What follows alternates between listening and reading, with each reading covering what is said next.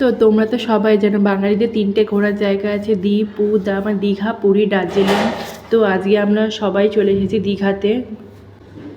তারপরে হোটেলে গিয়ে আমরা একটুখানি একটু ফ্রেশ হয়ে নিলাম।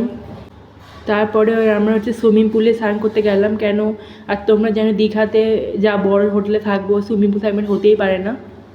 তো সুইমিং পুলে স্নান করলাম অনেকক্ষণ ধরে। তারপর আমরা খেতে গেছিলাম লাঞ্চে দুপুরে। হোটেলের নাম ছিল ভুরিভোজ।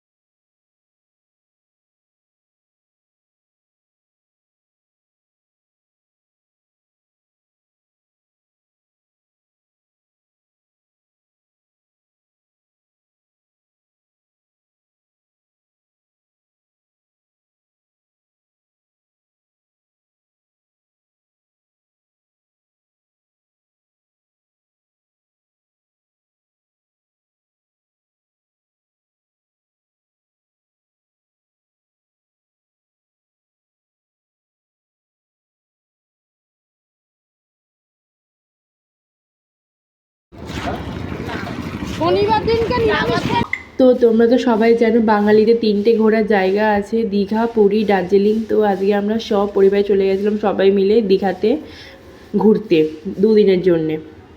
আমরা গেছিলাম বাসে করে দীঘাতে। তো দীঘার হোটেলে পৌঁছেই আমরা ফ্রেশ হয়ে খেতে বেরিয়েছিলাম ওই লাঞ্চে গেছিলাম ভুরিভোজে খেয়ে। আর খাবারের কোয়ান্টিটি খুব ভালো ছিল, আর খুব ভালো, খাবারগুলো খুব টেস্টি ছিল। তো খেয়ে দিয়ে আমরা ঠিক করেছিলাম যে আমরা দীঘায় গিয়ে হোটেলে শোবো না, রেস্ট করবো না, কিছু করবো না। তো ব্রিজে গেছিলাম ঘুরতে আমি, মামি, মামা, ভাই, আমার বাবা, মা, সবাই মিলে গেছিলাম ব্রিজে। তো আমরা গেছিলাম নিউ দীঘায় গিয়ে ব্রিজের মধ্যে সেই মনোরম প্রাকৃতিক দৃশ্য দেখেছি। দীঘার জলটা এতটা পরিষ্কার, আমার খুব ভালো লেগেছে। আর আমরা গেছিলাম দুপুর টাইমটা গেছিলাম। তো গিয়ে আমার দিদা যাচ্ছে আমার সাথে, সবার সাথেই যাচ্ছে। তো গিয়ে খুব মজা করেছি, খুব এনজয় করি। দীঘার জলটা খুব পরিষ্কার ছিল। আর আমার দুলু খুব খেলা করতেই ভালোবাসে, তাই জন্য দুলু খেলা করেছে। তো আমরা দীঘায় পৌঁছে গেছি। তো আজকে মিনি ব্লগ তোমাদের কেমন লাগলো? আজকের জন্য এইটুকু। আবার আসবো নেক্সট মিনি ব্লগে। Bye bye.